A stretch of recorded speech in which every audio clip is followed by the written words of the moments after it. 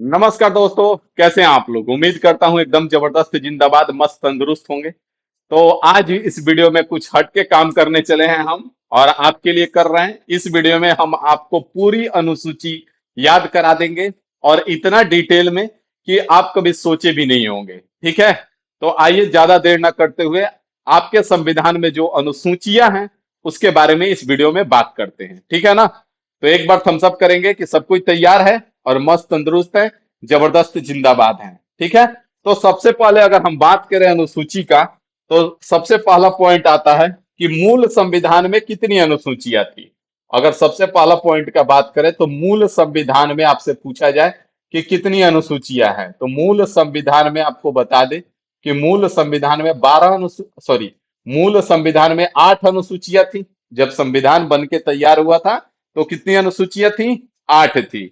वर्तमान संविधान में कितनी अनुसूचियां हैं? तो वर्तमान संविधान में सर जी 12 अनुसूचियां हैं। वर्तमान संविधान में जो है वो कितनी अनुसूचियां हैं? 12 अनुसूचियां हैं। ठीक है, वर्तमान संविधान में 12 अनुसूचियां हैं। मतलब 9, 10, 11, 12 इसको ऐड किया गया है। तो नौवीं अनुसूची को कब ऐड किया गया है? नौवीं अनुसूची को अगर हम बात कर ले, नाइन्थ शेड्यूल, नौवीं अनुसूची को कब जोड़ा गया?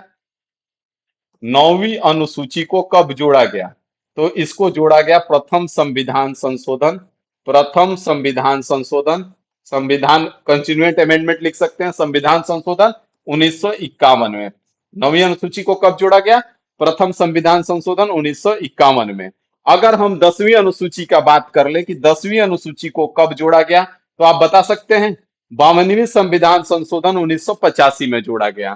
ठीक है, 52वां संविधान संशोधन, 52nd कंटिन्यूट अमेंडमेंट 1985 में जोड़ा गया। ठीक है, कब जोड़ा गया? 1985 में जोड़ा गया। अगर हम 10वीं और 11वीं का बात करें, 10वीं हो चुका है, 11वीं और 12वीं का बात करें तो 11वीं अनुसूची जो है वो आपका 73वीं संविधान संशोधन 1991 में जोड़ा गया।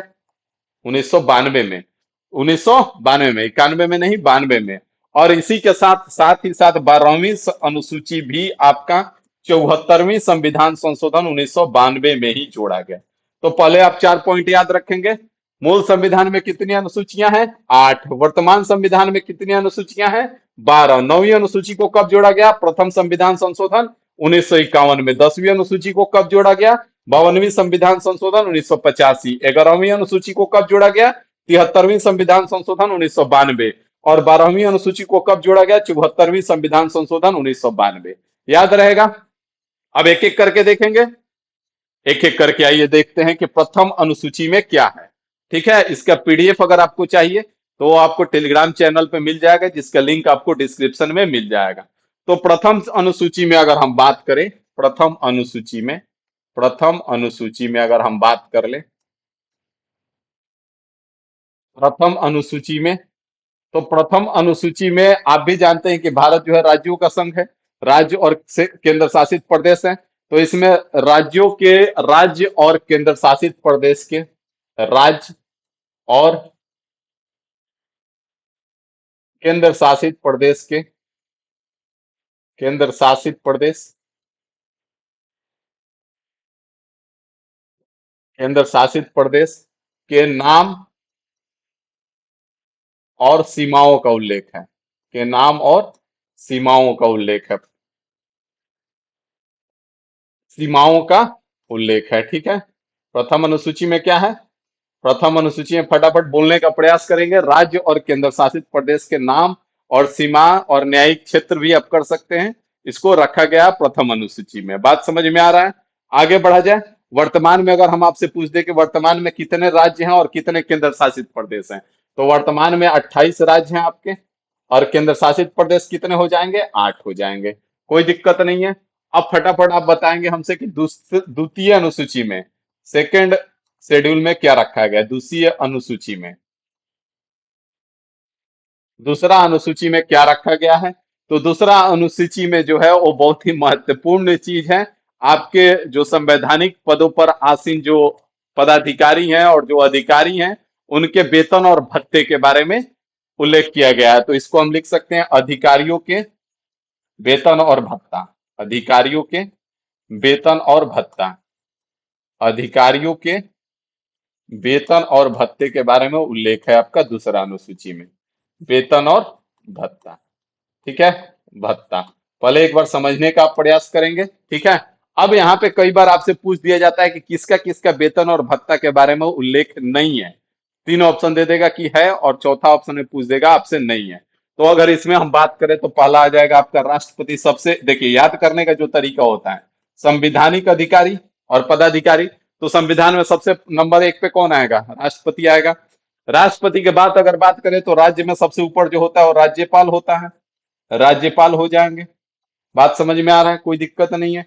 तीसरा अगर बात करें तो संविधान में लोकसभा के अध्यक्ष और और उपाध्यक्ष हो जाएंगे। तो तीसरा कौन हो जाएगा? लोकसभा के अध्यक्ष, लोकसभा के अध्यक्ष, अध्यक्ष और उपाध्यक्ष, और उपाध्यक्ष, उपाध्यक्ष, ठीक है। तीन लोग के हो गए। और आगे अगर बात करें हम, तो उच्च न्यायालय के उसके नीचे आएंगे तो उच्चतम न्यायालय के न्यायाधीश और उच्चतम न्यायालय के न्यायाधीश हो जाएंगे। तो यहाँ पे उच्चतम न्यायालय के न्यायाधीश हो जाएंगे, उच्चतम न्यायालय के न्यायाधीश हो जाएंगे, न्यायालय के न्यायाधीश हो जाएंगे, न्यायाधीश। अब जब उच्चतम न्यायालय के न्यायाधीश हैं तो इसके नीचे उच्च न्यायालय के न्यायाधीश भी होंगे, उच्च न्यायालय के न्यायाधीश, उच्च न्यायालय के न्यायाधीश, उच्च न्यायालय के न्यायाधीश, न्यायाधीश। बात समझ में आ रहा है? आगे बढ़े, उच्च न्यायालय के न्यायाधीश हो जाएंगे। और कौन आ जाएगा? तो CAG, जिसको बोलते हैं भारत के नियंत्रक एवं महालेखा परीक्षक। तो यहाँ पे भी आ जाएंगे, भारत के नियंत्रक एवं महालेखा परीक्षक, नियंत्रक एवं महालेखा परीक्षक, महालेखा परीक्षक, ठीक है। यहां तक कोई दिक्कत नहीं होगा आपको। कितने लोग के बारे में हो गया? तीन। तीन 6 पॉइंट हो गया। आगे बढ़े, तो जब लोकसभा के अध्यक्ष हुए और उपाध्यक्ष हुए तो राज्यसभा के भी होंगे, जाहिर सी बात है। तो राज्यसभा के सभापति और उपसभापति हो जाएंगे, राज्यसभा के, राज्यसभा के सभापति, सभापति और उपसभापति, और उपसभापति, उपसभापति। यहां तक कोई दिक्कत नहीं होगा आपको, ना ही कोई समस्या होगा। लोकसभा और राज्यसभा दोनों के हो गए। अब जाहिर सी बात है, राज्यसभा से नीचे आएंगे तो राज्य के विधानसभा के भी होंगे और राज्य के विधान परिषद के भी होंगे। तो राज्य के विधानसभा तथा विधान परिषद दोनों के अध्यक्ष होंगे। राज्य के विधानसभा के, विधानसभा के सभापति, सभापति और उपसभापति, और उपसभापति और उपसभापति। साथ ही साथ राज्य के विधानमंडल के भी हो जाएंगे, राज्य के विधानमंडल के भी हो जाएंगे, विधानमंडल के सभापति और उपसभापति। यहां तक कोई दिक्कत नहीं होगा। यहाँ पे एक बार आप बता देंगे, विधानमंडल नहीं है, विधानसभा, यहाँ पे विधान परिषद करेंगे आप। यहाँ पे विधान परिषद, विधान परिषद, विधान परिषद, ठीक है। अब एक बार आप कमेंट करके बता दीजिए सबसे पहले कि कितने राज्यों में विधान परिषद है अभी। तो आपको बता दें कि कई बार क्वेश्चन पूछा जा चुका है कि के वर्तमान में कितने राज्यों में विधान परिषद है। तो आपको हम बता दें कि अभी फिलहाल 6 राज्यों में विधान परिषद है, ठीक है। कितने राज्यों में विधान परिषद है? 6 राज्य में विधान परिषद है, ठीक है। आगे बढ़ा जाए। अब आगे बढ़ेंगे, तीसरी अनुसूची का बात करेंगे। तो तीसरी अनुसूची में फटाफट बता दीजिए, तीसरी अनुसूची में थर्ड शेड्यूल में किसका बात किया गया है? थर्ड शेड्यूल में, थर्ड शेड्यूल में किसका बात किया गया है? तो थर्ड शेड्यूल में शपथ ग्रहण के बारे में बात किया गया है, उम्मीदवारों द्वारा ली जाने वाली शपथ। तो शपथ ग्रहण के बारे में बात है थर्ड शेड्यूल में, शपथ ग्रहण, शपथ ग्रहण। अब इसमें जो इंपॉर्टेंट पॉइंट है वो आपको याद रखना है कि इसमें कुछ महत्वपूर्ण जो लोग हैं उनके शपथ ग्रहण के बारे में बात नहीं है। जैसे राष्ट्रपति के शपथ ग्रहण के बारे में इसमें बात नहीं किया गया है। राष्ट्रपति के शपथ ग्रहण के बारे में इसमें बात जिक्र नहीं है आपका। उपराष्ट्रपति का भी नहीं है और राज्यपाल का भी नहीं है। उपराष्ट्रपति का भी नहीं है, उपराष्ट्रपति का भी नहीं है और राज्यपाल का भी नहीं है। राज्यपाल, इन तीनों के शपथ ग्रहण के बारे में इसमें बात नहीं किया गया है। जैसे आप जानते हैं कि राष्ट्रपति के लिए अनुच्छेद 60 है और इसके लिए कितना है, वो 61 है ना। उपराष्ट्रपति के लिए 69 है और इसके लिए 159 है। तो इसके लिए 69 आर्टिकल और इसके लिए 159 आर्टिकल हो जाएगा।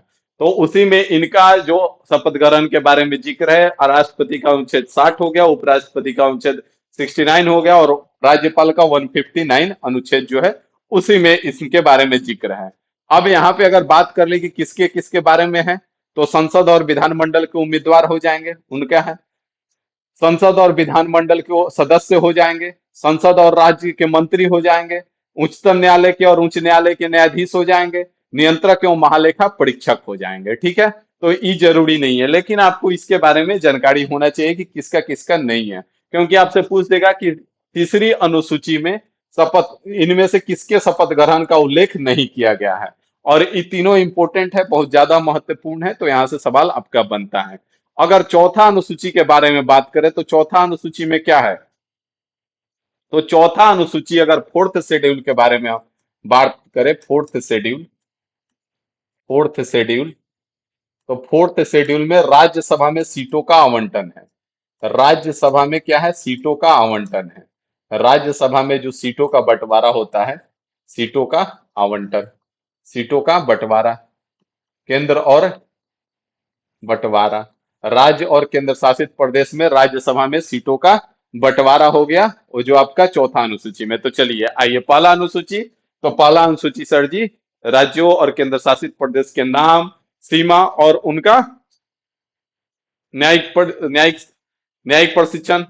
दूसरी अनुसूची में तो वेतन और भत्ता, ठीक है। और वेतन और भत्ता किसका किसका है, तो वेतन और भत्ता राष्ट्रपति, राज्यपाल, लोकसभा के अध्यक्ष, उपाध्यक्ष, उच्चतम न्यायालय और उच्च न्यायालय के न्यायाधीश, भारत के नियंत्रक एवं महालेखा परीक्षक, राज्य के सभा के सभापति और उपसभापति, राज्य के विधानसभा के सभापति और उपसभापति और राज्य के विधान परिषद के सभापति और उपसभापति। ठीक है, आगे आ जाइए। तीसरा अनुसूची शपथ ग्रहण में है किसका किसका, इसमें किसका किसका नहीं है, तो राष्ट्रपति का नहीं है आपका, उपराष्ट्रपति का नहीं है और राज्यपाल का नहीं है, ये तीनों का नहीं है। अगर हम पूछे कि किसका किसका है, तो संसद और विधानमंडल के उम्मीदवार बोले या सदस्य बोले, संसद और राज्य के मंत्री हो जाएंगे, उच्चतम न्यायालय और उच्च न्यायालय के न्यायाधीश हो जाएंगे और नियंत्रक और महालेखा परीक्षक हो जाएंगे।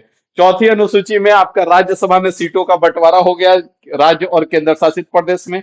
पांचवी अनुसूची में अगर हम बात कर ले तो पांचवी अनुसूची में क्या है, तो पांचवी अनुसूची अगर हम बात करें, पांचवा शेड्यूल, तो पांचवा शेड्यूल जो है वो आपका इसमें क्या है, तो इसमें अनुसूचित जनजाति क्षेत्रों का प्रशासन हो गया।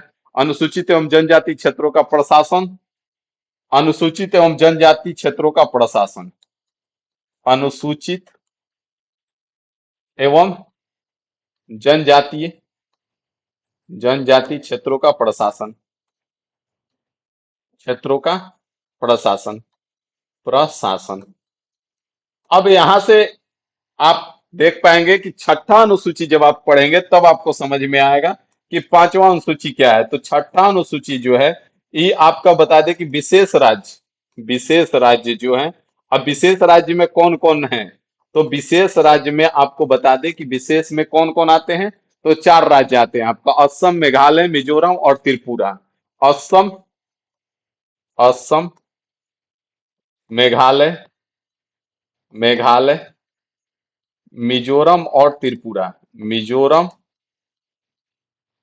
और त्रिपुरा, और त्रिपुरा। तो अब यहां से क्वेश्चन बनता है कि किस राज्य के बारे में पांचवी अनुसूची में नहीं है, तो छठी अनुसूची में चार राज्य को स्पेशल रखा गया है। ठीक है, इनका प्रशासन और जो भी प्रशासन और शासन है वो छठी अनुसूची में है, असम, मेघालय, मिजोरम और त्रिपुरा, ये विशेष राज्य का इनको दर्जा मिला हुआ है और इसके थ्रू ये एडीसी का निर्माण करते हैं, ऑटोनोमस डिस्ट्रिक्ट काउंसिल, जिसमें 30 सदस्य होते हैं, 26 मेंबर जो होते हैं वो चुनाव करके आते हैं और 4 मेंबर जो होते हैं वो राज्यपाल द्वारा नियुक्त किए जाते हैं। अब आप कहेंगे कि एडीसी क्या है, तो एडीसी जो होता है, एडीसी इसलिए बनाया गया कि अगर इनका जो बात है वो सरकार नहीं सुन रही है, राज्य सरकार नहीं सुन रही है, केंद्र सरकार नहीं सुन रही है, तो वो बात एडीसी करेगी और एडीसी डिसीजन ले लेगी। अब आप सोच कहेंगे कि सर तब तो ये मनमानी हो जाएगा, एडीसी कुछ भी कर सकता है। तो एडीसी के निर्णय को गलत या जो भी चीज है, तो कौन इस पे कर सकता है, रोक लगा सकता है, तो राज्यपाल रोक लगा सकता है। ठीक है, तो आप ध्यान रखेंगे कि इन 4 राज्यों में एडीसी है, एडीसी में 30 मेंबर होते हैं। ठीक है, और कुल एडीसी जो है 10 एडीसी है। इसमें भी 3 है, इसमें भी 3 है, और इसमें भी 3 है, और इसमें 1 है। ठीक है, 3 राज्यों में 3-3 एडीसी हैं, और इसमें 1 एडीसी है त्रिपुरा में। बात समझ में आ गया? आगे बढ़ेंगे, छठी के बाद 7वीं अनुसूची देखेंगे। 7वीं अनुसूची में क्या है? तो 7वीं अनुसूची में जो है केंद्र और राज्यों के बीच शक्तियों का बंटवारा। 7वीं अनुसूची जो है, 7th शेड्यूल है भाई साहब। 7th शेड्यूल जो है, केंद्र और राज्यों के बीच शक्ति का बंटवारा, केंद्र और राज्यों के बीच शक्तियों का बंटवारा, राज्यों के बीच शक्ति का बंटवारा, शक्ति का बंटवारा। ठीक है, अब यहाँ पे इसको समझ लेंगे कि केंद्र और राज्य के बीच शक्ति का जो बंटवारा ही क्या है। तो पहला जो होता है वो आपका केंद्र सूची होता है।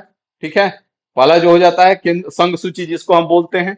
तो संघ सूची जो होता है, संघ सूची है, संघ सूची हो जाएगा, संघ सूची। दूसरा जो हो जाता है वो आपका राज्य सूची हो जाता है, राज्य सूची, राज्य सूची। और तीसरा जो हो जाता है वो आपका समवर्ती सूची होता है, समवर्ती सूची, समवर्ती सूची। जैसे कि आप जानते हैं कि संघ सूची में मतलब इस पे केंद्र सरकार कानून बनाएगी, राज्य सूची में जो भी विषय आएंगे उस पर राज्य सरकार कानून बनाएगी, और समवर्ती सूची में जो भी विषय आएंगे उस पे केंद्र और राज्य दोनों बनाएंगे। अब आपके मन में आ सकता है कि सर जी अगर दोनों बनाएंगे तो राज्य कुछ और बना दे और केंद्र कुछ और बना दे, तो किसका मान्य होगा? तो केंद्र का मान्य होगा, वो जाहिर सी बात है। अगर संघ सूची में बात करें तो इसमें शुरू में 97 विषय थे, अब कितने हो गए हैं? 100 हो गए हैं। ठीक है, शुरू में 97 थे, अब 100 हो गए हैं। राज्य सूची में शुरू में 66 थे, अब इसमें 61 हो गए हैं। और समवर्ती सूची में शुरू में 47 थे, इसमें का जो 5 कम हुआ वो यहाँ पे ऐड हो गया, समवर्ती सूची में डाल दिया गया, और अब समवर्ती सूची में आपका 52 विषय हो गया है। बात समझ में आ गया? अगर यहां से बात करें हम, तो समवर्ती 7वां के बाद 8वां शेड्यूल में अगर आए हम, 8वां शेड्यूल में 8th शेड्यूल, 8th शेड्यूल, तो इसमें भाषाओं के बारे में उल्लेख है। क्या है? भाषाओं के बारे में उल्लेख है, भाषाओं के बारे में दिया गया है। ठीक है, 8वां अनुसूची में क्या है? भाषाओं के बारे में है। बात समझ में आया? मूल संविधान में जो था वो कितने भाषा थे? मूल संविधान में 14 भाषा थे। वर्तमान में जो है वो आपके 22 भाषा हैं। वर्तमान में कितने भाषा हैं? 22 भाषा हैं। ठीक है, अब यहाँ पे आप देख सकते हैं, इसको याद करवा के, हमने बोला है कि याद करवा के मानेंगे। तो यहाँ पे देखिए, ऊपर से आपको भी इंडिया का मैप यहाँ पे रहता तो ज्यादा अच्छा रहता है। ठीक है, वैसे देखिए, ऊपर से सबसे पहले कश्मीरी लेंगे। ठीक है, सबसे ऊपर कश्मीरी, कश्मीरी के नीचे आएंगे इधर सिंधी हो जाएगा दूसरा। ठीक है, उसके बाद सिंधी के नीचे आएंगे तो पंजाब मिलेगा, पंजाबी हो जाएगा। और पंजाब के बाद काफी एरिया में आपका हिंदी हो जाता है, हिंदी। और इधर नीचे आएंगे तो बंगाली हो जाएगा आपका, बंगाली। और बंगाली, और इधर जाएंगे तो असमी हो जाएगा आपका, असमी। ठीक है, असमी। और बंगाली से नीचे इधर आएंगे तो उड़िया हो जाएगा, उड़िया। ठीक है, यहां तक कोई दिक्कत नहीं है। कितना हो गया? कश्मीरी, सिंधी, पंजाबी, हिंदी, बंगाली, असमी, उड़िया। ठीक है, उसके बाद इधर आ जाइए तो यहाँ पे गुजरात मिलेगा, गुजराती हो जाएगा, गुजराती हो जाएगा। यहाँ पे जस्ट नीचे आएंगे तो मराठी हो जाएगा, मराठी। और मराठी के बाद नीचे आएंगे तो क्या हो जाएगा? कन्नड़ हो जाएगा। यहीं पे आपका कन्नड़, तमिल, तमिल। इसके नीचे आपका तेलुगु मिलेगा, तेलुगु, मलयालम, मलयालम। ठीक है, मलयालम। तो यहाँ पे आप देखेंगे कितना भाषा हो गया? कश्मीरी, सिंधी, पंजाबी, हिंदी, बंगाली, असमी, उड़िया, गुजराती, मराठी, कन्नड़, तमिल, तेलुगु, मलयालम। ये जो 4 को है, इसको द्रविड़ भाषा भी बोला जाता है। याद रखेंगे, पूछ देता है कभी कभी, द्रविड़ भाषा भी बोला जाता है। ठीक है, द्रविड़ भाषाओं की संख्या कितनी है? 4 है, और इनको द्रविड़ भाषा बोला जाता है। अब यहाँ पे आप देखेंगे कितने भाषा हो गए? एक, दो, तीन, चार, पांच, सॉरी 5 पे वो बंगाली को रखिए, 5, 6 पे असमी को, 7 पे उड़िया, 8 पे आपका गुजराती, 9 पे मराठी, 10 पे कन्नड़, 11 पे तमिल, 12 पे तेलुगु, और 13 पे मलयालम। यहाँ तक कोई दिक्कत नहीं है। अब आ जाइए, बच गया तो अब यहाँ पे उर्दू और संस्कृत हो जाएगा। उर्दू और संस्कृत, ठीक है, उर्दू और संस्कृत। यहां तक कोई दिक्कत नहीं होगा, ना ही कोई समस्या होगा। अब आगे बढ़ेंगे, उर्दू और संस्कृत के बाद कौन कौन आ जाएगा? तो नेपाली, मणिपुरी और कोंकणी। नेपाली, नेपाली, मणिपुरी, मणिपुरी और कोंकणी। ठीक है, नेपाली, मणिपुरी और कोंकणी, इसको एक साथ याद करना है। ठीक है, उसके बाद आपको याद करना है बोडो, डोगरी, मैथिली और संथाली।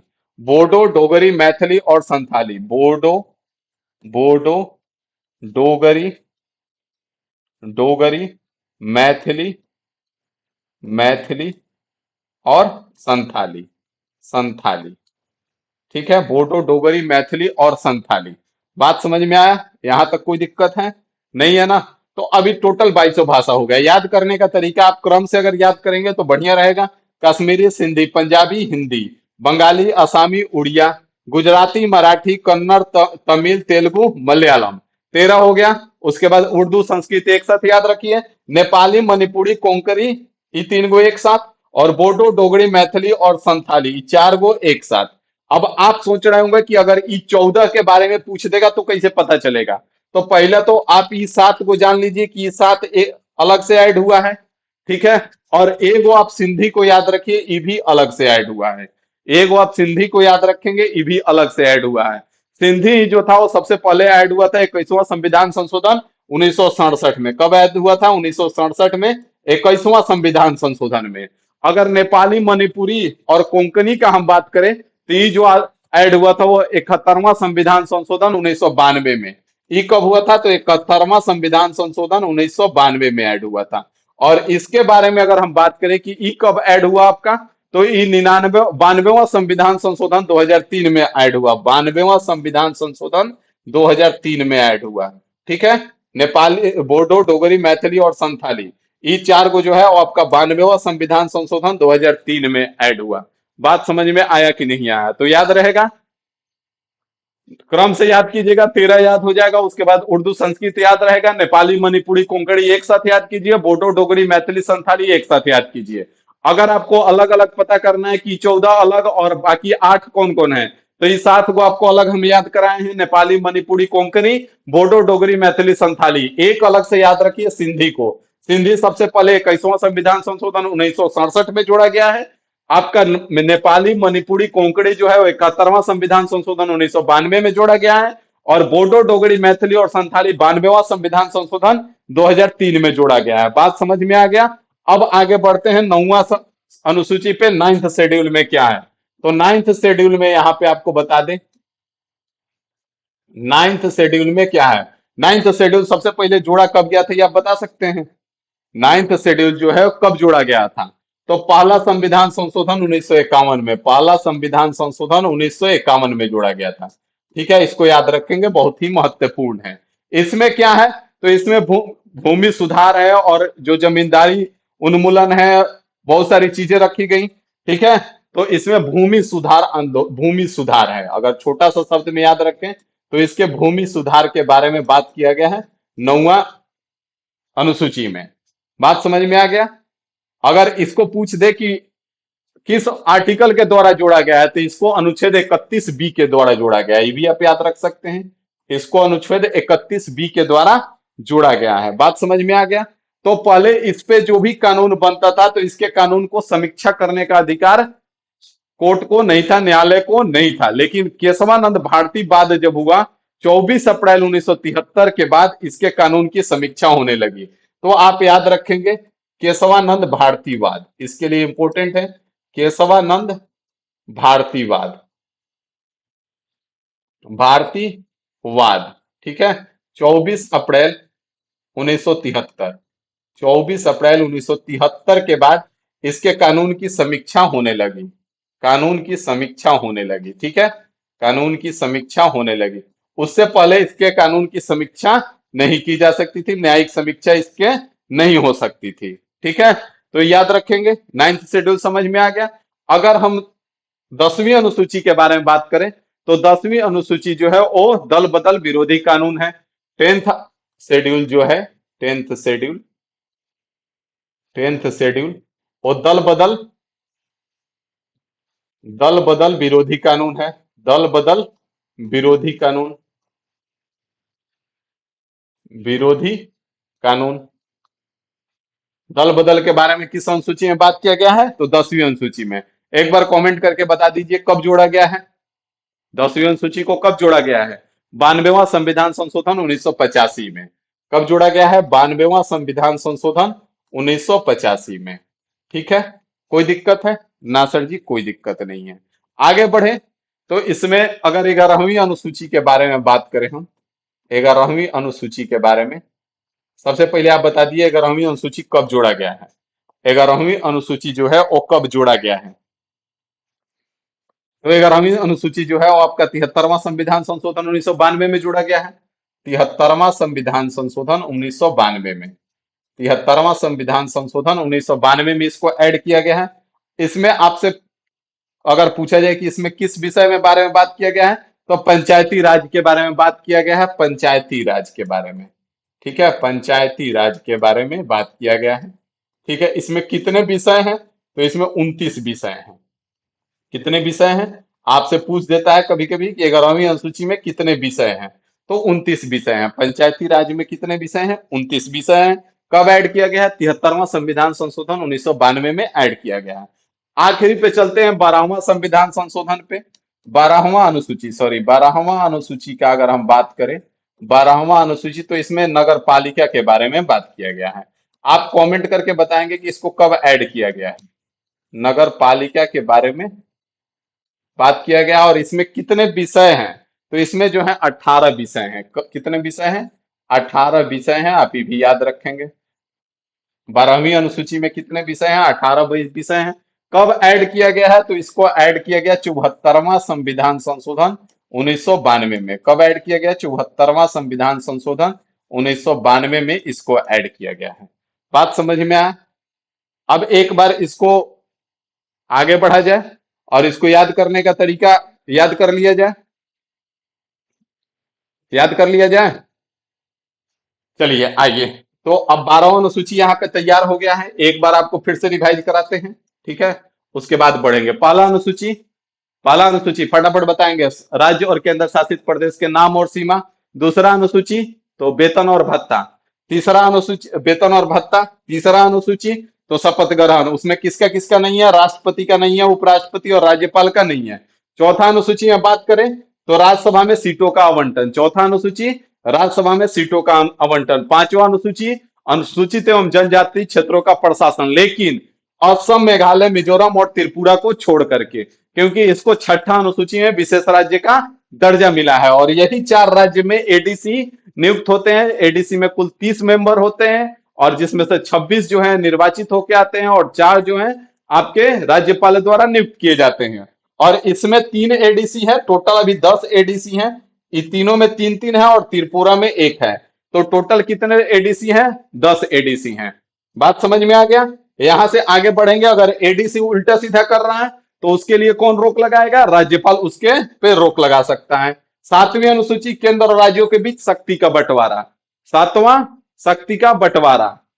7वां शक्ति का बंटवारा केंद्र और राज्यों के बीच। संघ सूची में पहले 97 विषय था, अब 100 हो गया है। राज्य सूची में पहले 66 था, अब 61 हो गया है। समवर्ती सूची में पहले 47 था, अब 52 हो गया है। आगे बढ़ेंगे यहां से तो 8वीं अनुसूची में भाषाओं के बारे में उल्लेख किया गया है कि हमारे संविधान में कौन कौन से संवैधानिक भाषा है। राष्ट्रभाषा कोई भी नहीं है, ठीक है ना। तो मूल संविधान में 14 भाषा था, अब जो वर्तमान में वो 22 भाषा है। याद करने का तरीका बताएं कि यहां से कश्मीर से स्टार्ट करेंगे। सबसे ऊपर कश्मीर है, मैप देखे है ना, सबसे ऊपर कश्मीर है, कश्मीरी सिंधी। उसके नीचे आएंगे पंजाबी और उसके लार्ज एरिया में हिंदी बोला जाता है, तो हिंदी। उसके नीचे आएंगे बंगाली और ऊपर जाएंगे असमी। उसके बाद सीधा नीचे आएंगे तो उड़िया, उड़िया के बाद सीधा इधर आएंगे तो इधर तो गुजरात, गुजराती, मराठी। उसके बाद नीचे आएंगे तो ये चारों स्टेट आपको पता है, कन्नड़, तमिल, तेलुगु, मलयालम। मलयालम कहाँ बोला जाता है? केरल में। उसके बाद 13 हो गया। 13 के बाद दो आप एक साथ याद रखेंगे, हिंदी, उर्दू और संस्कृत। उर्दू और संस्कृत। फिर आप इन तीनों को एक साथ याद रखेंगे, नेपाली, मणिपुरी और कोंकणी। याद हो गया। उसके बाद ई चार को एक साथ याद रखेंगे, बोडो, डोगरी, मैथिली, संथाली। चलिए बोलिए, कश्मीरी, सिंधी, पंजाबी, हिंदी। उसके बाद हिंदी के बाद नीचे आएंगे ना बंगाली, उसके बाद ऊपर जाएंगे असमी, उसके बाद बंगाली के नीचे आएंगे उड़िया, उसके बाद इधर आ जाएंगे तो इधर आएंगे तो क्या होगा? गुजराती। गुजराती के जस्ट थोड़ा सा आगे बढ़ के इधर आएंगे मराठी, और मराठी के बाद नीचे आएंगे तो कन्नड़, तमिल, तेलुगु, मलयालम। ये चार को कौन सा भाषा है? द्रविड़ भाषा है। उसके बाद 13 याद हो गया। 13 के बाद इधर आएंगे तो उर्दू और संस्कृत, तो हो गया 15। उसके बाद तीन एक साथ याद करना है, नेपाली, मणिपुरी, कोंकणी। याद हो गया? हुआ कि नहीं हुआ? उसके बाद चार को एक साथ याद रखना है, बोडो, डोगरी, मैथिली और संथाली। अब 22 भाषा याद हो गया। अब इसमें से कभी कभी पूछ देता है कि कौन सा भाषा इस 14 भाषा में नहीं था। तो यहाँ पे आपको याद रखने का सिंपल सा तरीका है कि 7 को तो आपने अलग से याद किया है, नेपाली, मणिपुरी, कोंकणी 3 को एक साथ आएगा, और बोडो, डोगरी, मैथिली, संथाली 4 को एक साथ आएगा, तो 7 को हो गया। बाकी एक को आप याद रखेंगे कि सिंधी जो था शुरू में नहीं था। इसको कब ऐड किया गया? 1967 में, 21वां संविधान संशोधन 1967 में। नेपाली, मणिपुरी, कोंकणी को कब याद ऐड किया गया है? 71वां संविधान संशोधन 1992 में। और बोडो, डोगरी, मैथिली, संथाली को कब ऐड किया गया है? 92वां संविधान संशोधन 2003 में। तो 8वीं अनुसूची कंप्लीट। 9वीं अनुसूची में आ जाइए। 9वीं अनुसूची में भूमि सुधार के बारे में जिक्र है। किसके बारे में? भूमि सुधार के बारे में। और इस पे जो कानून का समीक्षा था, ये पहले नहीं किया जा सकता था। न्यायिक समीक्षा, इस पे जो भी कानून बनेगा उस पे न्यायिक समीक्षा नहीं किया जा सकता था। लेकिन केशवानंद भारतीवाद 24 अप्रैल 1973 के बाद इसके कानून की समीक्षा होने लगी। तो आपसे कभी कभी पूछ देता है कि किस विवाद के बाद 9वीं अनुसूची में बने कानून पे समीक्षा होना शुरू हुआ? तो केशवानंद भारतीवाद 24 अप्रैल 1973 के बाद। 9वीं अनुसूची कब ऐड किया गया? तो पहला संविधान संशोधन 1951 में। ठीक है। किस अनुच्छेद के द्वारा जोड़ा गया है? तो 31B के द्वारा। 10वीं अनुसूची में आएंगे।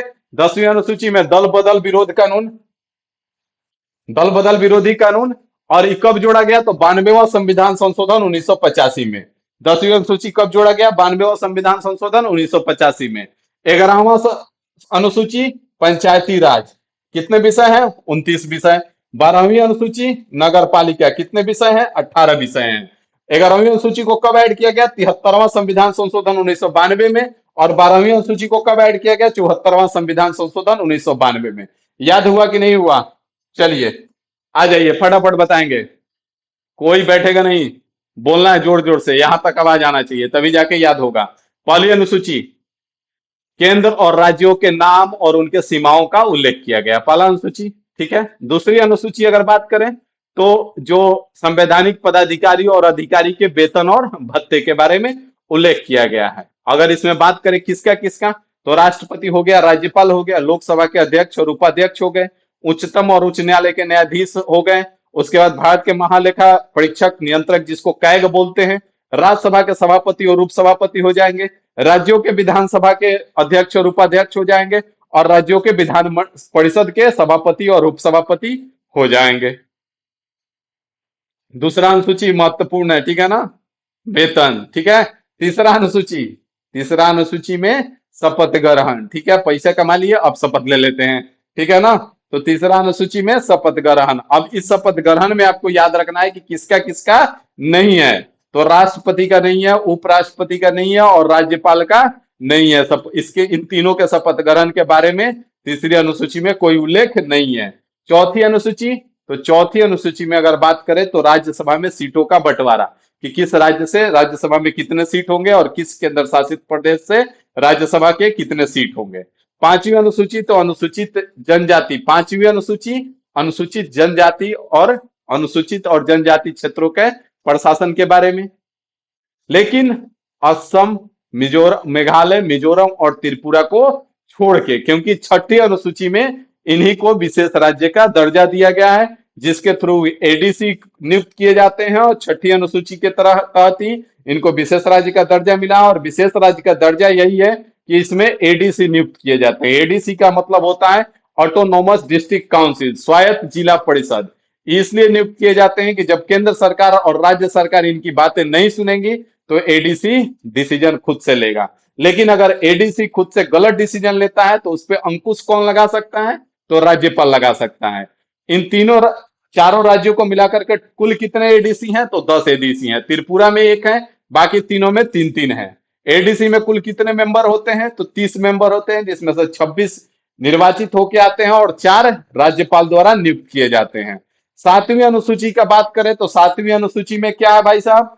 केंद्र और राज्य के बीच शक्तियों का बंटवारा। संघ सूची, राज्य सूची और समवर्ती सूची। संघ सूची में पहले 97 विषय था, अब 100 विषय है। राज्य सूची में पहले 66 विषय था, अब 61 विषय है। और समवर्ती सूची में पहले शुरू में 47 विषय था, अब 52 विषय है। 8वीं अनुसूची का बात करें तो भाषाओं का उल्लेख है। मूल संविधान में 14 भाषा थे और वर्तमान में 22 भाषा है। बता दीजिए।